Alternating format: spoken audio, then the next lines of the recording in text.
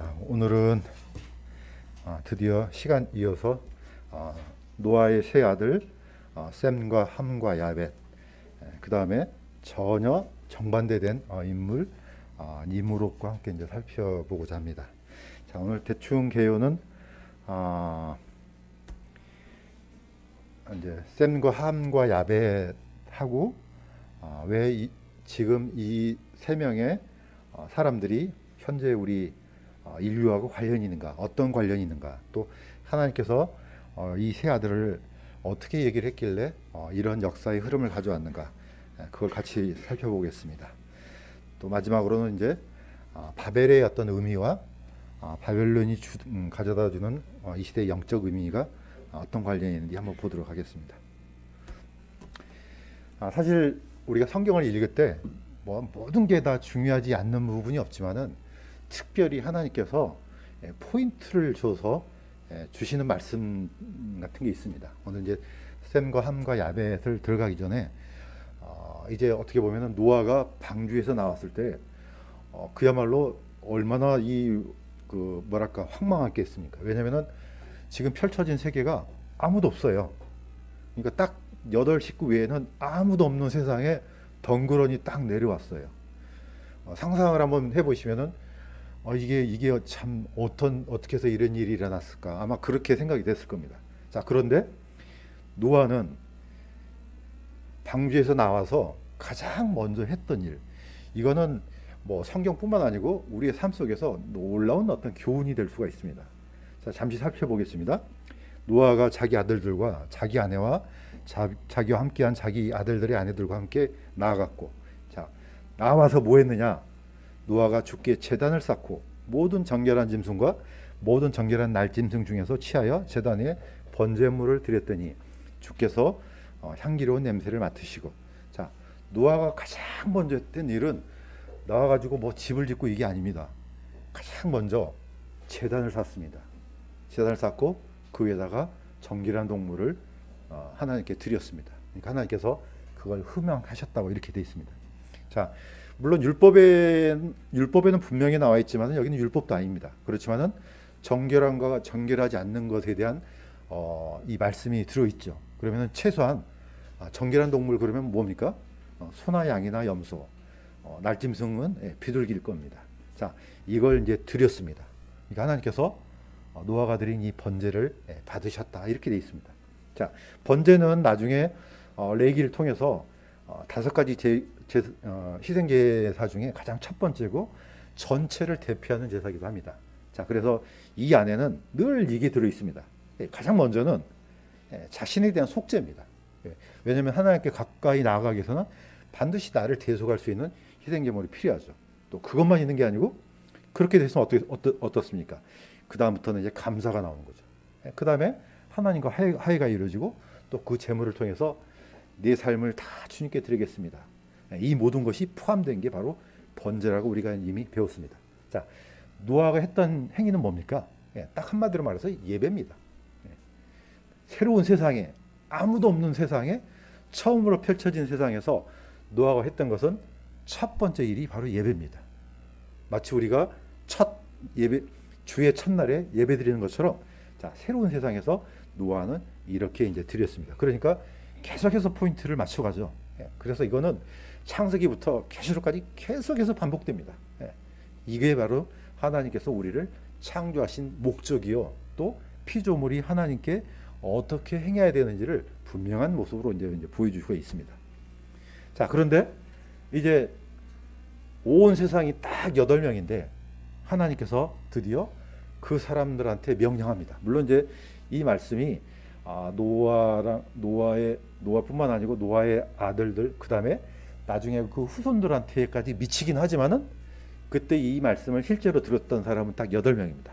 자, 하나님께서 이렇게 얘기하십니다. 하나님께서 노아와 그 아들들에게 복을 주시며 그들에게 이르시되 타산하고 번성하여 땅을 채우라. 첫 번째 말씀이 복을 주시죠.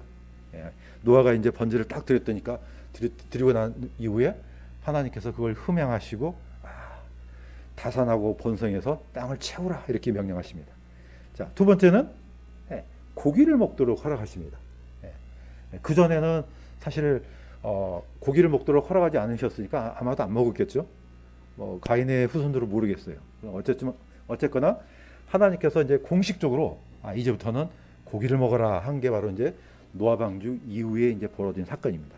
자, 그래서 푸른 채소와 같이 내가 모든 것을 너에게 주어노라. 근데 이 말씀 속에는 정결한 동물만 먹고 부정한 동물을 먹지 말라 이런 말씀은 없습니다. 일단은 다 먹으라고 이렇게 돼 있습니다. 자, 이게 약간 이제 율법하고 차이점입니다. 자, 근데 단 한 가지, 너희가 고기를 그것의 생명과 함께 그것의 피와 함께 먹지 말지니라. 딱 조건이 있습니다. 고기를 먹기는 먹되 절대로 피랑 같이 먹지 말라. 이 명령을 주십니다. 이게 이제 새로운 세상에서 주신 금지의 이제 명령 가운데 하나입니다. 자, 그런데 그때는 왜 그러시죠? 물론 물어볼 수도 있죠. 그러나 나중에 이게 이제 레기에 와서는 그 원인을 얘기해 주십니다. 왜냐? 피가 모든 육체의 생명이기 때문이라. 육체의 피는 육체의 생명을 위한 것이니라. 그러니까 피가 중요한 이유가 뭐냐면은 바로 그 생명의 어떻게 보면은 핵심적인 부분이요, 또 상징적인 부분이기도 합니다. 자, 그래서 생명을 존중하기 위해서 하나님께서는 피를 먹지 말라고 이렇게 얘기를 하십니다. 오늘날에도 보면은 그런 경우가 있습니다. 저도 이제 어떻게 보면은 그 뭐죠? 순대국밥집에 가면은 이제 같이 이제 먹을 때 어떤 분들은 선지를 빼달라고 해서 먹는 사람이 있습니다. 저는 그 태도도 굉장히 좋다고 봐요. 왜냐, 최소한 하나님께서 주셨던 이 말씀을 기억하고 양심이 걸리거든요. 이거 먹으면 안 될 것 같은데. 그래서 안 먹는 사람이 있어요. 저는 그런 태도도 굉장히 좋다고 봐요. 뭐 여기서는 이제 이것 갖고 이제 논쟁할 부분은 아니지만은, 자, 하나님께서 두 번째, 사람의 생명을 해하는 것을 금하셨습니다. 자, 이렇게 얘기하셨습니다. 누구든지 사람의 피를 흘리는 자는 사람에 의해 자기 피를 흘리리니 이는 하나님이 자기의 형상으로 사람을 만들었기 때문이라. 자, 그러면서 너희는 다산하고 번성하여 땅에서 풍성히 내고 그 안에서 번성하라.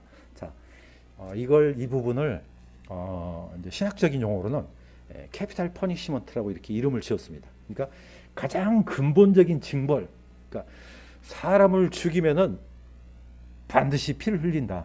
그래서 절대로 죽이지 말라. 이렇게 하나님께서 명령하신 부분이 있습니다. 자, 그런데 뭐 우리는 뭐 당연한 겁니다. 뭐 지금 이 시대든 어느 시대든지 당연한데 성경에서는 포인트를 왜 그런 그 당연한 것을 해야 되냐, 사람을 죽이지 말아야 되냐 근본적인 이유를 이렇게 얘기합니다. 첫 번째는 사람의 생명은 그 주권이 하나님 함께 있기 때문에 그렇습니다. 가장 중요한 부분입니다. 그거는 내가 뺏고 뭐 어떻게 할 부분이 아니다 이겁니다. 하나님께서 생명을 만들었기 때문에 그거는 하나님의 주권이라는 거죠. 그래서 이 주권을 넘어가지 말라는 뜻입니다. 자, 대신에 다른 동물은 배고프면 얼마든지 잡아먹어. 허용했죠. 다 잡아먹어. 그러나 사람의 생명은 뺏지 마. 왜냐? 이거는 하나님의 주권이야. 두 번째는 그 사람의 생명을 뺏는 것도 하나님의 주권입니다. 자, 요즘에 우리가 매일 들었던 말 뭡니까? 이 뉴스 보면은 뭐가 나옵니까? 살인 사건 많이 나옵니다. 미국도 그렇고 어디 온 세상에 보면은 매일 일어나는 일 중에 하나가 이제 이런 거죠. 지금은 거의 이제 이게 뭐 다반사가 됐는데, 자, 어쨌든 성경에서도 사람을 죽이라는 명령이 있습니다. 무조건 죽이지 말라는 게 아니에요. 이런 일을 행하는 자는 죽이라는 게 있어요. 이거는 하나님만이 주권을 갖고 있는 겁니다. 이거는 이 명령은 누가 하십니까? 하나님만이 하실 수가 있습니다. 사람이 할 수 있는 게 아니고. 자, 그래서 사람의 생명을 살리는 것도 하나님의 주권이요, 죽이는 것도 하나님의 주권입니다. 거기에 우리가 손을 대지 말라는 겁니다. 자, 세 번째는 왜 사람을 죽이지 않느냐? 그 사람 자체가 하나님의 형상이기 때문에 그렇습니다. 가장 존귀한 존재, 하나님의 형상으로 만들어졌기 때문에 우리가 그 생명을 건들면 안 된다는 겁니다.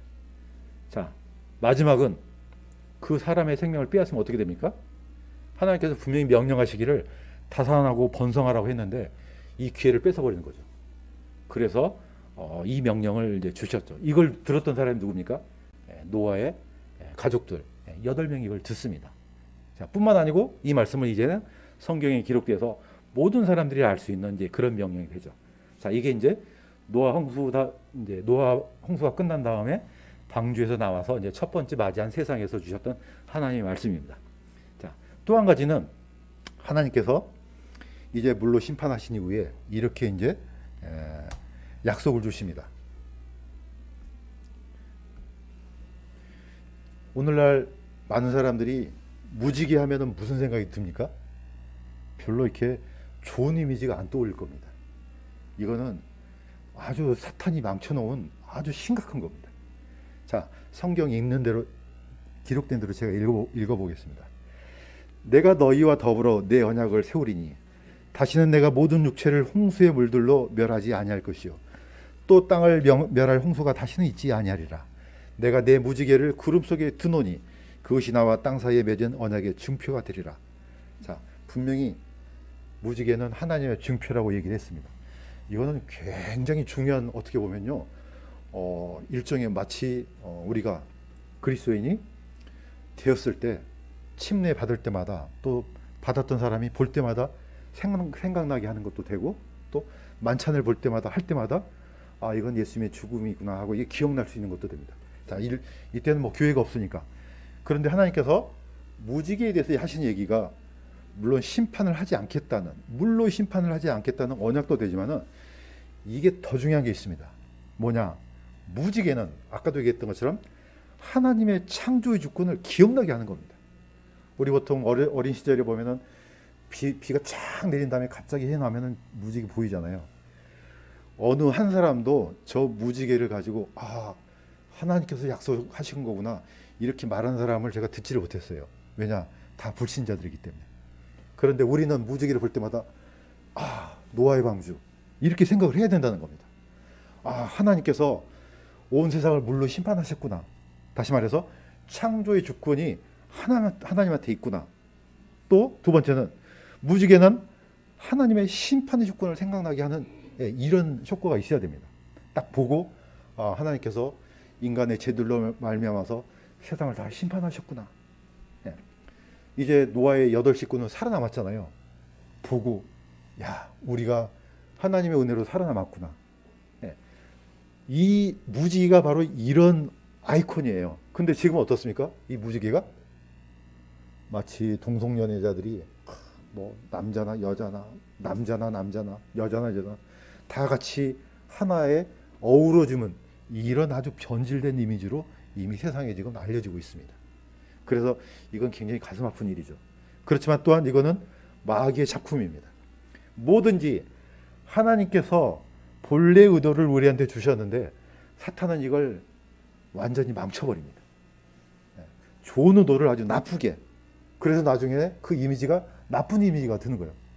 자, 오늘날 세상 사람들이 진짜로 비가 쫙 내린 다음에 무지개가 펼치면은 절대로 좋은 이미지로 생각하지 않습니다. 이거는 이미 세상이 거의 끝날이 됐다고 저는 그런 생각도 했대요. 왜냐하면 본래 이미지가 다 상했기 때문에. 자, 이제 노아의 세 아들들이 이제 인류의 온 세상에 쫙 퍼졌는데 그러기 전에 어떤 일이 일어났는지 한번 보겠습니다. 자, 드디어 이제 제목과 관련된 셈과 함과 야벳에 대한 노아의 선언이 있습니다. 얘기를 스토리를 약간 더 자세히 얘기하면은 드디어 이제 이 넓은 땅에 이 온 지구에 딱 8사람만 있어요. 자, 그때 노아가 했던 일이 이제 포도나무를 심었습니다. 자, 포도가 잘 익었습니다. 자, 익은 걸 가지고 이제 포도주를 만들었습니다. 자, 이제 맛도 보고 계속해서 이제는 누가 자기를 탓할 사람도 없고 뭐 할 사람도 없고 우리가 이제 약간 상상력을 가미한다면은 이제 그렇다는 거죠. 자, 이렇게 먹고 취했는데 그냥 딱 한 잔 먹고 취한 게 아니고 많이 마셨던 것 같아요. 그러다 보니까 어떻게 해요? 막 열이 나니까 옷도 벗어 던지고 막 이렇게 했던 것 같아요. 자, 이 모습을 누가 봤습니까? 예, 함이 보고 가서 셈과 야벳한테 좀 나쁘게 말하면 고자질을 한 겁니다. 아버지가 저럴 수가 있어. 이게 정신이 없구만 저거. 예. 이때 두 아들은 가서 어떻게 했습니까? 자기의 겉옷을 벗어가지고 뒤로 아버지 하체를 보지 않고 뒤에 가서 덮었습니다. 나중에 이제 노아가 정신을 차리고 깨어보니까 아니 이런 일이 일어난 거예요. 자, 이때 노아가 했던 선포입니다. 그런데 이게 대단히 중요한 그때 당시부터 지금까지 흘러온 인류 역사가 이제 되었던 거죠. 자, 이렇게 얘기합니다. 가나안은 저주를 받을 것이요 그의 형제들에게 종들의 종이 될 것이니라 하고 또 이르되 주 곧 셈이 하나님을 찬송하리로다. 가나안은 그의 종이 될 것이요 하나님께서 야벳을 크게 만드시리니 그가 셈의 장맥들에 거하며 가나안은 그의 종이 될 것이라 하였더라. 자, 약간 이해가 좀 안 되는 게 있죠. 왜냐하면 아버지의 하체를 보고 수치를 보고 고자질한 사람은 함이에요. 그런데 어찌해서 가나안은 아무 일도 안 했는데 가나안을 저주하냐 이거죠. 그래서 가끔 성경에는 보면은 이 전혀 논리적으로도 안 맞고 약간 이해가 안 되는 부분들이 많아요. 지금도 사실 이게 좀 이해하기 힘들어요. 그렇지만은 우리가 이제 깊이 묵상하면은 어쩌면 그럴 수도 있습니다. 왜냐, 자, 함과 셈과 야벳이 나왔을 때 하나님께서는 복을 주셨습니다. 그러니까 어떻게 보면은 함한테 저주를 내리지 않고 그 후손한테 내렸다고 이제 볼 수가 있는 거죠. 뭐 그거 외에는 더 큰, 더 좋은 어떤 뭐랄까 이 해석이 좀 없지 않나 생각이 들어요. 일단은 이렇게 됐어요. 그런데 세 사람에 대한 이 어떻게 보면은 이 노아의 선포가 굉장히 중요한 이유는 지금까지 이런 방향으로 흘러오기 때문입니다. 그렇습니다. 자, 보시는 것처럼 요약을 하면 이겁니다. 야벳은 창대해질 것이다. 물론 이제 여기 셈과 함과 야벳이 있는데 누가 형이냐 동생이냐 뭐 지금도 디베이트가 있습니다. 그런데 이제 특히 이제 유대인들이나 또 이제 성경을 깊이 연구한 사람은 제일 큰 형이 야벳으로 봅니다. 두 번째는 함으로 보고 막내가 셈으로 봐요. 그런데 어떻게 해서 셈과 함과 야벳으로 거꾸로 뒤집어 놓느냐? 이거는 이제 중요성을 강조하기 위해서 이제 그렇게 이제 한다고 합니다. 어찌 됐건 간에 자, 야벳은 창대해질 것이다. 자, 그런데 특이한 것은 야벳이 자기 장막에 거하면 되잖아요. 근데 누구 장막에 거한다 그랬습니까? 셈의 장막에 거한다. 이렇게 표현합니다. 자, 두 번째는 함의 아들 가나안은 야벳의 종도 되고 셈의 종도 될 것이다. 이렇게 합니다. 자, 마지막 셈은 자, 셈의 하나님을 찬송하라 이 말은 뭡니까? 곧 셈이 하나님의 은혜를 입을 것이다. 이 뜻입니다. 그러니까 약간 야벳은 이제 셈과 야벳을 이렇게 이제 비교를 해보면 뭐 어떤 비교가 나오냐면 야벳은 약간 재정적인 물질적인 복을 이제 많이 강조하고 셈은 영적인 복을 많이 강조하는 그런 패턴을 우리가 이제 볼 수가 있습니다. 자, 그런데 우리는 지금 뭐 이렇게 말하는 게 별로 뭐 조심스럽지 않잖아요. 근데 제가 신학교 다녔을 때는 이 부분을 너무 조심스럽게 가르치더라고요. 왜냐, 그 신학교에서는 인종 가운데 백인도 있고 저기 흑인도 있고 또 황인종도 있고 다 섞여 있어요. 이게 괜히 잘못 말했다가는 어떻게 됩니까? 인종차별주의로 몰려가지고 오해받을까 봐서 그냥 쓱 지나가더라고요. 야, 이렇게 됐다 하고. 근데 제가 딱 보니까 거의 맞는 것 같아요. 저는 뭐 인종차별주의는 아닙니다. 그리스도 안에 있으면은 누구나 다 하나님의 자녀가 분명합니다. 그러나 인류 역사는 약간 이런 패턴으로 흘러왔다는 것이 약간 보여요. 자, 한번 살펴보겠습니다. 야벳의 자손들을 먼저 보겠습니다. 자, 홍수 이후에 야벳의 아들들은 고멜과 마국과 마대와 야왕과 두발과 메섹과 디라스요 쭉 나오면서 도갈마. 자, 어디서 많이 본 이름이죠. 창세기에 보면 이게 에스겔 38장에 다시 반복됩니다. 그런데 다 똑같은 건 아닌데 반복된 이름이 있어요. 제가 이제 에스겔 38장을 한번 읽어보겠습니다. 사람의 아들아, 네 얼굴을 곡과 마곡의 땅과 메섹과 두발의 최고 통치자를 향해 고정하고 그를 대적하여 대언함에 이르기를 주 하나님이 이같이 말하노라. 보라, 메섹과 두발의 최고 통치자 고가 내가 너를 대적하노라. 내가 너를 뒤로 돌이켜 갈고리로 내 아가리를 깨고 큰 무리를 이끌어내리라. 또 그들과 함께 페르시아와 이디오피아와 리비아 곧 모든 방패와 투구로 무장한 자들과 고멜과 그의 모든 떼와 북쪽 지방의 도갈마의 집과 그의 모든 떼와 너와 함께 많은 백성들을 내가 끌어내리라. 약간 좀 많은 부분인데 반복적인 부분은 지금 대부분 이름들이 어디서 나옵니까? 야벳 쪽 속에서 나옵니다. 야벳의 후손들인데 좀 특이한 것은 뭐냐? 이 오른쪽 그림에 있는 게 이게 갈고리입니다. 예. 갈고리를 어디서 깬다고요? 아가리에다 깨서 끌어내린다는 거죠. 이거는 반드시 이루어진다는 뜻입니다. 그냥 머뭇머뭇 이게 아니고 반드시 그렇게 되도록 만들겠다 이런 뜻입니다. 자, 저 오늘 요즘 뉴스에 보면은 지금 러시아가 상당히 불어나죠. 예, 저는 이게 약간 그런 그림자가 드리워집니다. 항상 이스라엘 북쪽에 있는 지방이 굉장히 위험스러운 일을 많이 하죠. 자, 그런데 러시아가 어디를 집어삼키려고 합니까? 예, 우크라이나를 집어삼키려고 하죠. 우크라이나뿐만이겠어요? 그 주변에 있는 지역들을 하나하나 굴복시켜서 아마 어쩌면 여기에 있는 대장이 될지도 모른다고 저는 생각이 들어요. 그래서 언젠가는 그때가 되면은 이 에스겔 38장이 그대로 이루어질 것입니다. 그런데 보시는 것처럼 그 지역만 일어난 게 아니잖아요. 뒤에 보면 페르시아, 이디오피아, 리비아, 예, 밑에 있는 애들까지 다 연합이 됩니다. 자, 뭐 이거는 오늘 다루려고 하는 문제는 아니지만 왜 이렇게 됐습니까? 쭉 거슬러 가면은 누가 이미 예언했습니까? 노아가. 예, 이런 아들들이 태어나서 창대케 하고 셈의 장막에 거하고, 물론 아주 큰 테두리 안에서 얘기했지만은 세상 역사가 어떻게 흘러갈 것인가를 우리가 대충 볼 수가 있습니다. 자, 두 번째는 함의 자손들입니다. 그런데 함의 자손들은 딱 보면은 딱 대부분 딱 튀어나와요. 예, 민족뿐만 아니고 지역까지도 약간 뚜렷하게 나옵니다. 자, 함의 아들들은 구스와 미스라임과 북과 가나안이요. 구스의 아들들은 스바와 하일라와 삽다와 라마와 삽드가요. 예, 뒤에는 별로 안 중요합니다. 자, 어쨌든 뒷부분 니무롯이 나옵니다. 자, 그런데 이 아들들을 보시면 아시겠지만은 구스는 뜻 자체가 검다라는 뜻입니다. 예, 미스라임은 히브리어로 이집트를 미스라임이라 합니다. 자, 붓은 리비아를 얘기합니다. 가나안 땅은 그 옛날 가나안 지역 거기죠. 보면은 지역이 대충 딱 눈에 들어오죠.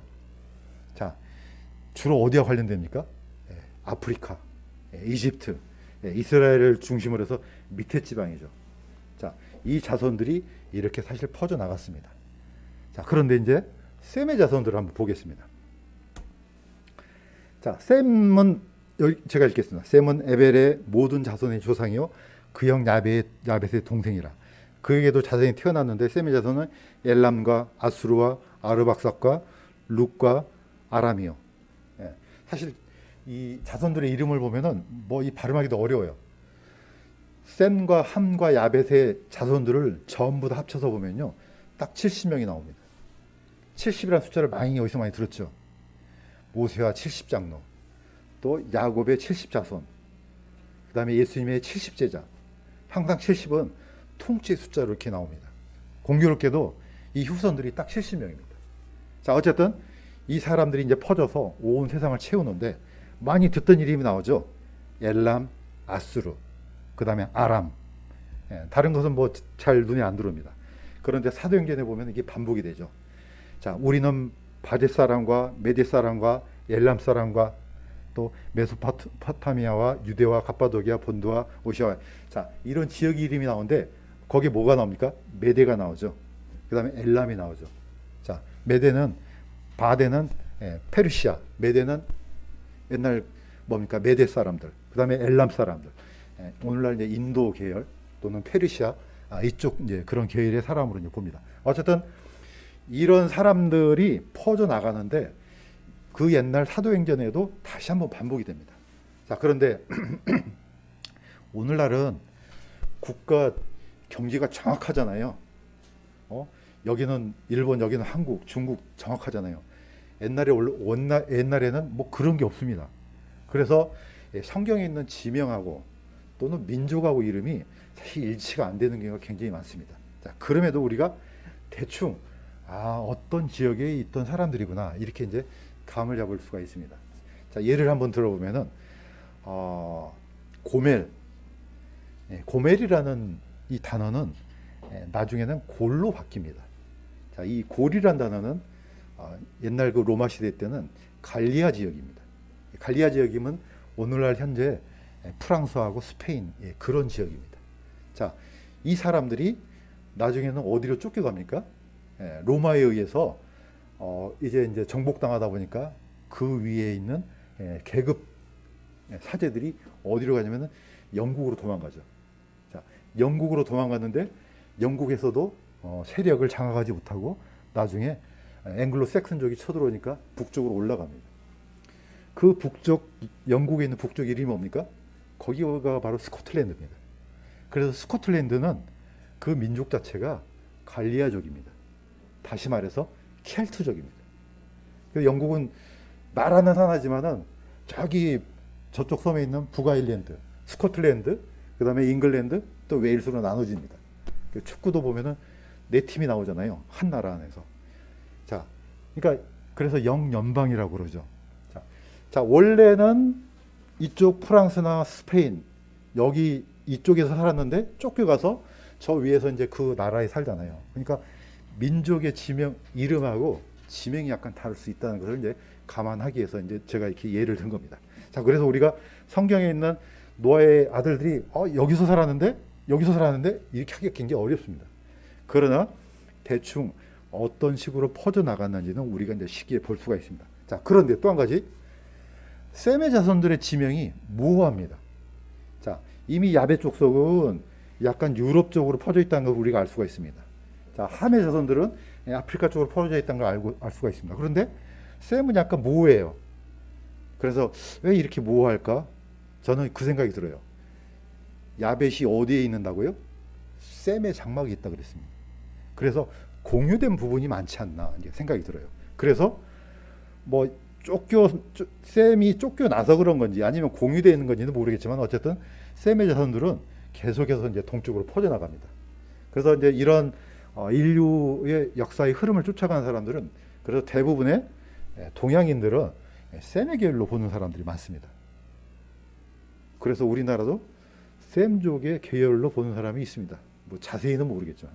그래서 어떤 사람은 굉장히 거기에 대해서 자부심을 갖고 막 얘기를 막 침튀기 가면서 얘기하는 사람이 있습니다. 뭐 굳이 뭐 그럴 필요는 없지만. 자, 하나님께서 분명히 셈의 계열, 셈족을 통해서 구속사의 흐름이 있다는 것은 분명합니다. 자, 한번 보시겠습니다. 그런데 이 사건이 일어나기 전에 어떤 일이 있었는지 창세기 11장이 있습니다. 자, 이젠 세상이 흩어지기 전에 온 땅의 언어가 하나요. 말이 하나였더라. 그들이 동쪽으로부터 이동하다가 신할 땅에 있는 평야를 만나 거기에 거하니라. 자, 드디어 이 한 무더기 사람들이 이때는 이게 이제 널리 퍼지기 전이었던 것 같아요. 자, 뭐 셈족이든 야벳 쪽이든 한족이든 간에 하나의 무리가 이제 이동하다가 신할 땅, 이게 이제 소위 말하는 메소포타미아 지역입니다. 자, 3대 문명 중에 하나죠. 자, 여기에 거하다가 자, 우리가 우리를 위해서 도시와 탑을 쌓고 탑의 꼭대기를 하늘까지 닿게 하며 우리가 우리를 위하여 이름을 내고 이로써 온 지면에 널리 흩어짐을 면하자. 목적이 딱 세 가지예요. 뭐냐? 자, 이제 탑을 한번 쌓아서 하늘까지 닿게 해보자. 두 번째는 우리의 이름을 내자. 세 번째는 흩어지지 말자. 얼마나 멋진 구호입니까? 이제 우리가 힘을 합치면은 우리가 두려운 게 뭐가 있겠어? 아예 그냥 기왕 아예 그냥 하나님 앞에 하늘까지 한번 닿도록 한번 쌓아보자. 이렇게 해서 이제 만들었습니다. 나중에 어땠습니까? 하나님께서 내려오셔가지고 뭘 혼란케 하죠? 언어를 혼란케 하죠. 언어를 다 흩어버리죠. 자, 오늘날 우리가 이거 공감이 될 겁니다. 영어 하나 배우려고 한 수십 년 동안 고생한 사람 있죠. 이건 어떻게 보면 저주예요. 그때는 그럴 필요가 없죠. 언어가 딱 하나 있는데. 근데 뭐 영어, 스페인어, 독일어, 중국어 이제 온 세상의 언어가 다 흩어졌습니다. 자, 그래서 그의 이름을 바벨이라 하였으니 이는 주께서 거기서 온 땅의 언어를 혼잡하게 하셨기 때문이라. 자, 그래서 그들이 흩어졌다고 이렇게 합니다. 자, 우리가 이제 이 단순한 사건 속에서 하나님께서 무엇 때문에 이걸 기록하게 하셨고 어떤 교훈을 주시고자 하냐 이것을 이제 우리가 보겠습니다. 자, 그런데 인간은 죄를 지은 이 순간부터 그 안에 인간의 본성도 있지만은 사탄의 본성도 같이 들어 있습니다. 제가 한번 읽겠습니다. 오 아침의 아들 루시퍼야, 네같이 하늘에서 떨어졌는가? 민족들을 약하게 만든 자야, 네같이 끊어져 땅으로 떨어졌는가? 네가 네 마음속에 이르기를 내가 하늘로 올라가 내가 하나님의 별들 위에 내 왕좌를 높이리니 내가 북극 옆들에 있는 회중의 산 위에 앉으리라. 내가 구름들이 있는 높은 곳 위로 올라가 내가 지극히 높은 이와 같이 되리라. 이게 사실 사탄의 본심이기도 하거니와 지금 이사야서에서 말하는 이 루시퍼는요 바벨론 왕의 또 다른 빗대어서 주는 호칭도 됩니다. 그러니까 나중에 이 바벨이 커져서 바벨론이 되잖아요. 그 속에 있는 본능을 끄집어낸 겁니다. 그걸 계속해서 사탄이 누구한테 집어넣어 줍니까? 사람한테 집어넣어 줍니다. 사람도 거기에 감동해서 마치 성령에 감동한 것처럼 이 사탄의 말에도 감동받아갖고 야 그래 우리가 이런 존재지 이렇게 하면 되겠지. 이렇게 해서 점점점 교만이 하늘 끝까지 이제 올라갑니다. 그러나 이걸 주목해야 됩니다. 자, 그 중에 그런 일을 주도하고 바벨론을 만든 그 사람이 있습니다. 이 성경에서는 이렇게 되어 있습니다. 구스가 니무롯을 낳았는데 구스는 함의 첫째 아들입니다. 그가 땅에서 강력한 자가 되기 시작했더라. 그가 주 앞에 강한 사냥꾼이었으므로 사람들이 이르기를 아무개는 주 앞에 강한 사냥꾼 니무롯 같다 하느니라. 그의 왕국의 시작은 신할 땅에 있는 바벨과 에렉과 아깝과 갈레와 자 나중에는 아수르까지 나가서 니느웨와 로어 도시 같이 도시와 갈라와 또 니느웨와 갈라 사이에 레센을 세웠는데 자 그 메소포타미아 지역 그 사이에서 바벨론을 세운 다음에 끊임없이 그 사이에서 도시를 만들기 시작합니다. 그 주도적인 인물이 바로 니무롯이라고 되어 있습니다. 그런데 니무롯이 어떤 사람이냐? 아주 강한 사냥꾼이라고 합니다. 이거는 굉장히 아주 좋지 않는 이미지입니다. 그냥 동물들만 사냥하는 정도가 아니에요. 이거는 사람도 사냥하는 거죠. 사람의 영혼까지 사냥하는 아주 사악한 딱 보면요. 적그리스도의 표상이구나 하는 걸 딱 떠올릴 수 있습니다. 자, 이렇게 해서 거대한 성을 쌓아서 이제 하나님 앞에 대항하는 그런 세력으로 만들어갑니다. 자, 그 옛날 아마 생각이 났을 겁니다. 가인이 최초로 만든 성, 에녹성입니다. 가인도 방황하고 쫓기다가 뭐 합니까? 하나님께서 분명히 가인한테 표를 줘서 해치지 못하도록 했는데 안 믿어요. 나는 내가 지켜요. 에녹성을 만들었죠. 이 사람도 똑같습니다. 더 강한 성을 만들어서 이제 하나님 앞에 대응하는 존재로 이제 나옵니다. 자, 그런데 굉장히 우리가 살펴볼 게 있습니다. 바벨론은 총 3개 바벨론이 있습니다. 바로 여기에 나왔던 니무롯이 세운 이 바벨은요 고대 바벨론입니다. 성경에서 예루살렘을 무너뜨렸던 그 바벨론은 신바벨론입니다. 그 다음에 마지막 최후의 바벨론이 있습니다. 이거는 이 바벨론은 어떤 지역이 있는 게 아닌 것 같아요. 이거는 전체 타락한 세계의 모든 중심, 핵심 그런 역할을 하는 바벨론입니다. 자, 그러면서 계시록에 이렇게 되어 있습니다. 다른 천사가 뒤따르며 이르되 저 큰 도시 바벨론이 무너졌도다. 이는 그녀가 모든 민족들로 하여금 자기 음행으로 인한 진노의 포도즙을 마시게 하였기 때문이라. 자, 이 마지막에 있는 바벨론은 고대 바벨론, 신바벨론 합친 것보다 더 파워가 셉니다. 그때는 그 지역만 타락하게 만들었잖아요. 이 마지막 바벨론은 모든 민족으로 하여금 음행의 포도주에 취하게 만들었습니다. 이게 마지막 때의 도시입니다. 자, 그런데 이 니무롯이 세웠던 도시를 보세요. 그 도시가 바로 메소포타미아 문명, 세계 3대 문명의 사이에 있는 아주 중요한 곳이죠. 자, 바로 여기는 야벳 족도 있죠. 셈 족도 있죠. 바로 함 족도 있습니다. 모든 족속이 여기에 집중되어 있어요. 나중에 어떻습니까? 하나님께서 그 메소포타미아에서 누구를 끄집어냅니까? 아브라함을 끄집어냅니다. 아브라함을 끄집어내서 어디로 보냅니까? 가나안 땅으로 보내죠. 자, 우리가 이것을 보면은 하나님 의도가 분명합니다. 자, 이렇게 합니다. 내가 들으니 하늘로부터 또 다른 음성이 나서 이르되 내 백성아 너희는 그녀에게서 나와. 다시 말해서 바벨론에서 나와라. 바벨론의 죄들에 참여하는 자가 되지 말라. 바벨론이 받을 재앙을 받지 말라. 바벨론의 죄들은 하늘에까지 닿았고 하나님께서 그 불법을 기억하셨느니라. 그 바벨론이라는 이 테두리가 어떤 존재인지 안다는 겁니다. 사실 우리는 고대 바벨론, 신바벨론, 역사적인 바벨론만 생각하잖아요. 이건 뭐 얘기 안 해도 아시겠죠. 이 바벨론은 타락한 모든 종교의 나쁜 이미지는 다 갖고 있는 바벨론입니다. 자, 마무리 짓겠습니다. 하나님께서는 거기서 셈족 계열, 나중에 이제 다음 시간에는 아브라함이 나옵니다. 아브라함이 거기서 빠져나오죠. 하나님의 속성 중에 우리가 절대로 잊지 말아야 될 속 두 가지가 있죠. 하나는 거룩의 속성, 하나는 사랑의 속성입니다. 이게 작동을 합니다. 언제 작동하느냐? 혼잡됐을 때, 또는 혼합됐을 때, 하나님의 진리와 거짓이 혼합됐을 때, 하나님은 강하게 어떤 성품이 작동하냐? 거룩의 이 성품이 작동되죠. 그래서 하나님께서는 철저하게 분리를 명령하십니다. 섞이면 안 되거든요. 근데 바벨론은 어떻습니까?